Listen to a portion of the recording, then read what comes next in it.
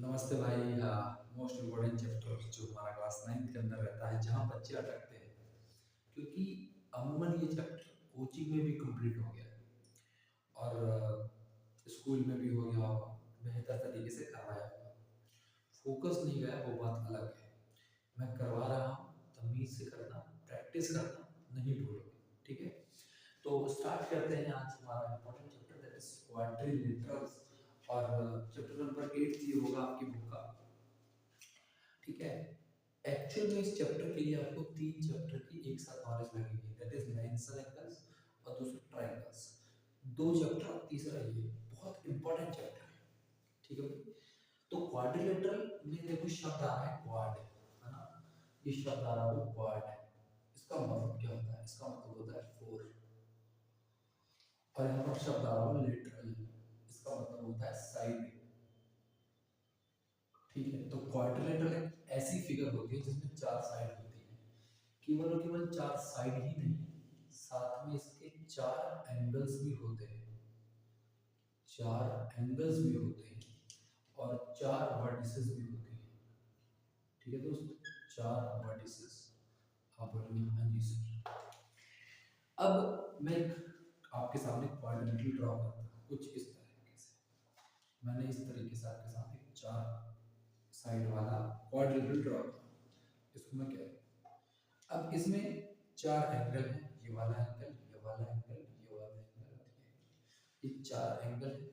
इन चारों एंगल का जो सम होगा, सम ऑफ ऑल एंगल्स, ये हमेशा ऑलवेज इक्वल्स टू 360 डिग्री होता है। ये हम क्वाड्रिलेटरल के बारे में जानते हैं। क्लियर बेटा? अब बोलेंगे हाँ जी सर, इसमें कोई जानने वाली बात थी नहीं, हम क्लास में नहीं पढ़े। अब बोलेंगे कोई दिक्कत नहीं। अब एक क्वाड्रिलेटरल हम विशेष टाइप का पढ़ेंगे जिसको हम पढ़ते हैं पैरेलल। क्या पढ़ते हैं? पैरेलल। आई होप मैं इसको मिटा दूं, मुझे ज़्यादा लगता नहीं इसकी ज़्यादा जरूरत हमें होगी, हमें नोट भी कर लिया होगा साथ साथ में।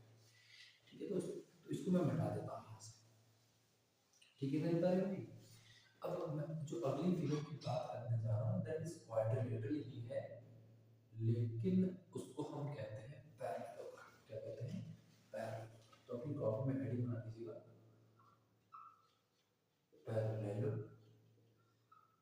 इसकी सारी प्रॉपर्टीज याद कर लेना, बहुत इंपॉर्टेंट रहेगी प्रूव करने में। अब पैरेललोग्राम है क्या? तो पैरेललोग्राम मेरे बच्चे एक ऐसा क्वाड्रिलेटरल है, पैरेललोग्राम एक ऐसा क्वाड्रिलेटरल है whose opposite sides are parallel. ठीक है, तो पैरेललोग्राम एक ऐसा क्वाड्रिलेटरल है जिसकी ऑपोजिट साइड पैरेलल है। और पैरेलल का मतलब ये होता है दो लाइन तब पैरेलल होती है जब उनके बीच का डिस्टेंस सेम हो थ्रू आउट द लाइन। चाहे जितनी भी लंबी में खींच लो उन्हें, वो उसका डिस्टेंस बीच का सेम रहेगा। तो यहाँ पर इसको मैं नाम देता हूँ ए बी सी डी। ठीक है, ये ए बी सी डी में ए बी पैरेलल होती है सी डी के। यहाँ पर ए बी और पैरेलल का साइन आप लिखते हैं सी डी। ठीक है बच्चे, और ए डी जो होती है पैरेलल बी सी के। ठीक है मेरे प्यारे भाई, ए डी जो होती है वो पैरेलल होती है बी सी के। किसकी होती है मेरे प्यारे भाई? बी सी के। ये प्रॉपर्टी आपको याद रखनी है। अच्छा, दूसरी चीज और ये, इस पैरेललोग्राम में अगर A B parallel to C D है तो इसका मतलब ये भी होता है, इसका मतलब ये भी होता है कि जो ए बी होगा वो सी डी के बराबर होगा। ये प्रॉपर्टी याद रखनी है। ठीक है, और ए डी जो है, ये ए डी है, ये पैरेलल होता है बी सी के, तो इसका मतलब ये भी होता है कि ए डी बराबर होता है बी सी के। ये दोनों पॉइंट्स को हम तमीज से याद करेंगे। ठीक है, मैं वादा करता हूँ कि कुछ भी बाहर से नहीं आएगा। ठीक है, लेकिन ये पॉइंट जो बता रहा हूँ मुझे याद रखना पड़ेगा तुम्हें जब हम प्रूफ वाले क्वेश्चन करेंगे, और वो भी मैं ही कराऊंगा। ठीक है, क्योंकि तुम्हें तभी सब तक पढ़ाएंगे तो अब पढ़ने लग जाओगे। ठीक है, तो ये चीज आप बेहतर तरीके से समझ में आ गई होगी। आपने कॉपी में नोट भी कर ली होगी कि जब ये साइड पैरेलल होगी तो ये इक्वल भी होगी, ठीक है। ये दोनों पैरेलल है तो ये दोनों आपस में इक्वल भी है, क्लियर है। ये दोनों पैरेलल है तो ये आपस में इक्वल भी है, ये भी आप याद रखिए। आई होप आपने लिख लिया होगा, तो मैं इसको हटाने जा रहा हूँ यहाँ से, फिर हम आगे बढ़ते हैं, ठीक है दोस्तों।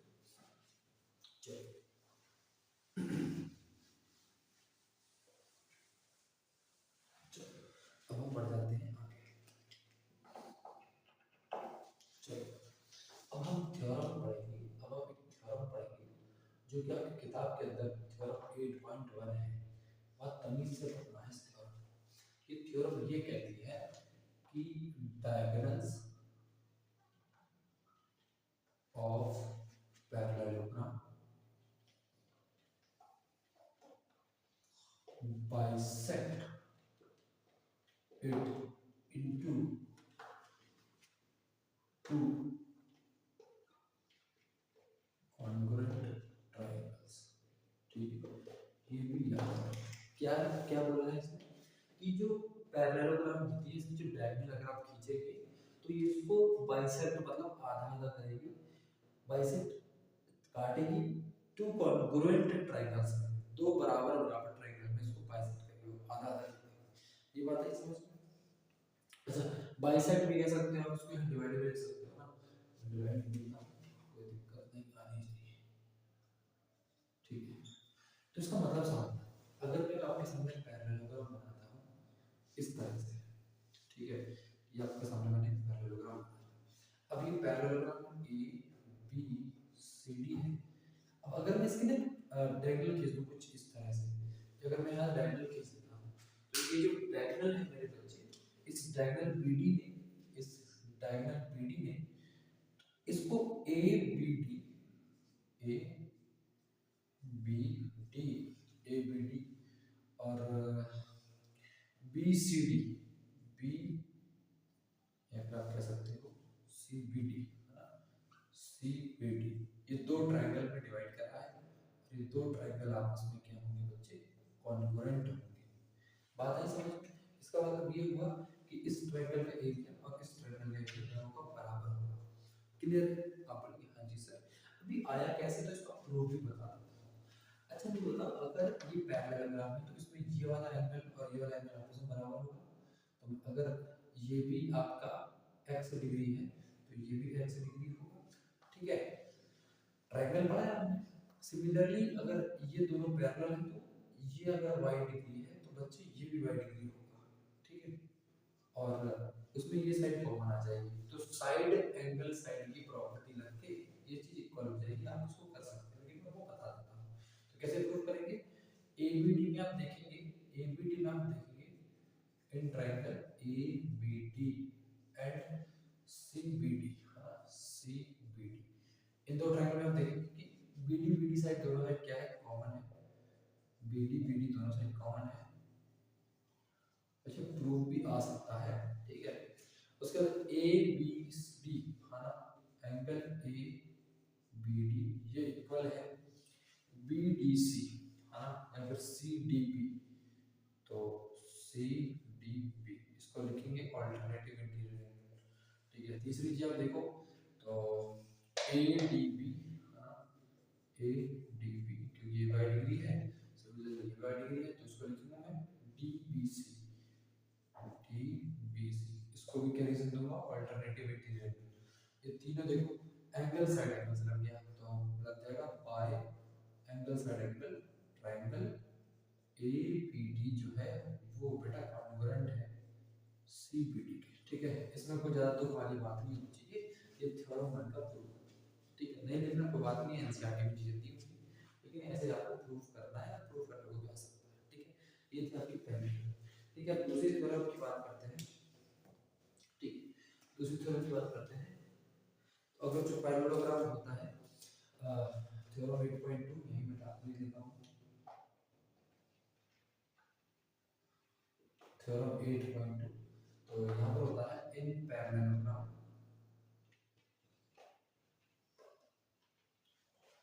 opposite sides are equal, ठीक है।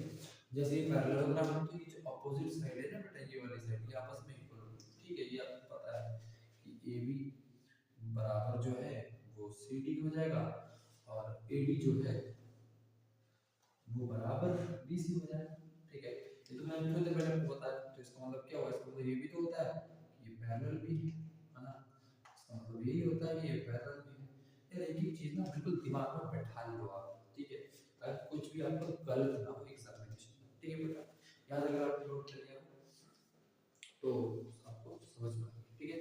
तो आपकी थ्योरम 8.3 की तरफ भी चलते हैं, मैं इसको ये लिख देता हूँ, ठीक है। थ्योरम, अच्छा थ्योरम के नंबर याद रखने की जरूरत नहीं है, कुछ बच्चे क्या करते हैं इसको रट लेते हैं, आपको याद थ्योरम रटने की जरूरत नहीं है, जो मैंने लिखा है वो आपको जरूरी है, ठीक है। थ्योरम 8.3 क्या कहती है, in any quadrilateral, in any quadrilateral if opposite side का जो पेयर है, opposite sides are equal, then it is a parallelogram, ठीक है। कुछ नहीं है, बस ऊपर वाले लाइन को उल्टा लिखा है, ऊपर लाइन में क्या लिखा है कि पैरेललोग्राम में जो अपोजिट साइड्स होती हैं वो इक्वल होती हैं, और इसमें क्या लिखा है, अगर किसी क्वाड्रिलेटरल में अपोजिट एंगल्स जो है वो इक्वल है तो वो पैरेललोग्राम है। ये बात बिल्कुल सही है, जो पेयर है वो इक्वल है, जैसे अगर ये दोनों इक्वल है और ये दोनों इक्वल है तो इसका मतलब क्या है, पैरेललोग्राम है। इस बात में किसी बात की कोई परेशानी तो नहीं आनी चाहिए, मुझे ये लगता है, ठीक है। तो बढ़ते हैं नेक्स्ट पॉइंट की तरफ, फटाफट से इसको नोट कर लिया, नोट कर लो,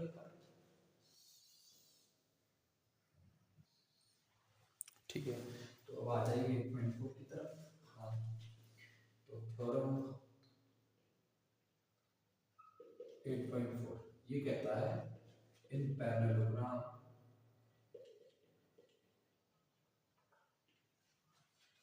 ऑपोजिट एंगल्स आर इक्वल, ठीक है।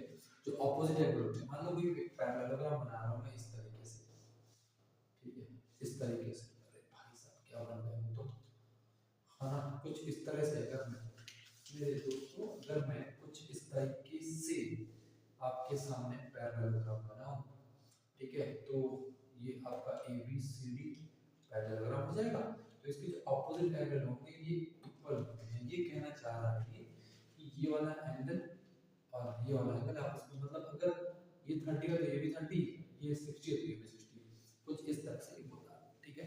तो ये भी आगे याद रखना है आपको, सारे इक्वल नहीं लिखना ना, ये आपस में इक्वल होते हैं। कोई दिक्कत है यहाँ तक, बोलेंगे सर कोई दिक्कत नहीं, ठीक है। तो ये भी आपको बेसिक सी बात है। अच्छा इससे मिलती जुलती थ्योरम 8.5 है, ये भी याद रखो आप, क्या है 8.5 भी कहती है, 8.5 भी कहती है कि in any quadrilateral, in any quadrilateral है ना, क्वाड्रिलेटरल हाँ, opposite angles are equal, then it is a, then it is a parallelogram।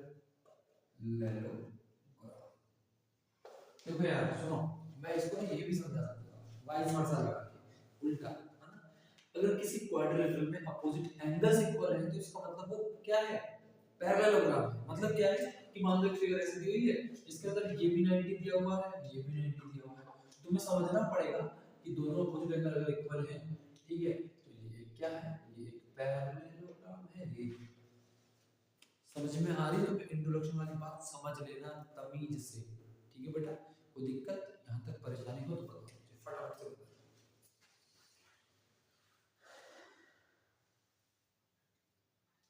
चलिए आगे बढ़ते हैं।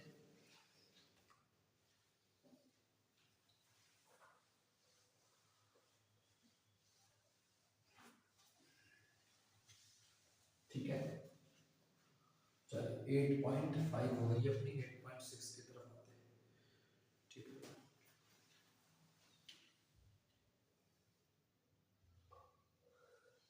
ठीक है, क्या कहता है, ये कहता है कि diagonal of parallelogram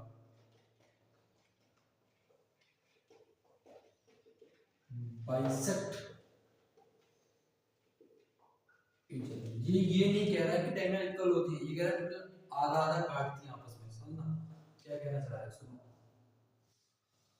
मान लो ये आपका पैरेललोग्राम है, ठीक है, इसके अंदर ए बी सी डी। तो अगर मैं इसकी डायगोनल खींचूं ना, तो अगर एक दूसरे को डायगोनली काटेंगी तो ये अगर पूरी डायगोनल थी आधी हो जाएगी और ये भी अपने आप में आधी हो जाएगी। मैंने ये नहीं बोला कि इक्वल है, मैंने ये बोला कि आधा आधा काटती है, इसका मतलब होता है बाइसेक्ट। अच्छा 8.7 भी समझ लो। 8.7 क्या कह रही है वो? 8.7 ये कह रही है कि ईच पेयर ऑफ जो डायगोनल है अगर वो आपस में बाइसेक्ट कर रहे हैं तो इसका मतलब वो पैरेलल है। कुछ नहीं, पहला दूसरा बिल्कुल इक्विवेलेंट है, ठीक है। बात समझ में आ रही है? जिसका उल्टा होता है कि डायगोनल जो पैरेललोग्राम है वो बाइसेक्ट कर रही है दूसरे को, और 8.7 बता रहा है कि अगर डायगोनल बाइसेक्ट करती है किसी क्वाड्रिलेटरल की तो वो अपने आप में पैरेललोग्राम है, ठीक है। ये बहुत इजी और बेसिक बातें बताई हैं मैंने आपको, बिल्कुल याद रखनी है जब हम प्रूफ करेंगे, ठीक है। दो चार बातें और हैं वो भी लिख लो, हाँ, दो चार बातें और हैं वो भी लिख लो, तो अभी से लिख लो अच्छे से, ठीक है। वो क्या है? वो क्या है कि अगर आपको कहीं चैप्टर में रेक्टेंगल प्रूफ करने को आता है तो रेक्टेंगल की डेफिनेशन याद कर लो, ठीक है। तो रेक्टेंगल है क्या? Rectangle is a parallelogram in which one angle is right angle। ये होती है रेक्टेंगल की डेफिनेशन, ठीक है। एक ऐसा पैरेललोग्राम जहाँ पे एक एंगल आपका राइट एंगल होता है, ठीक है। दूसरा आता है स्क्वायर। स्क्वायर होता क्या है? तो square is a rectangle whose all sides are equal, ठीक है। तो स्क्वायर प्रूफ करना है तो आपको कुछ नहीं करना है, वो रेक्टेंगल होगा, वो रेक्टेंगल पैरेललोग्राम ही होगा, और वो अगर उसकी सारी साइड इक्वल है तो वो स्क्वायर प्रूफ हो जाएगा, ठीक। तीसरा आता है आपका रोम्बस, ठीक है। रोम्बस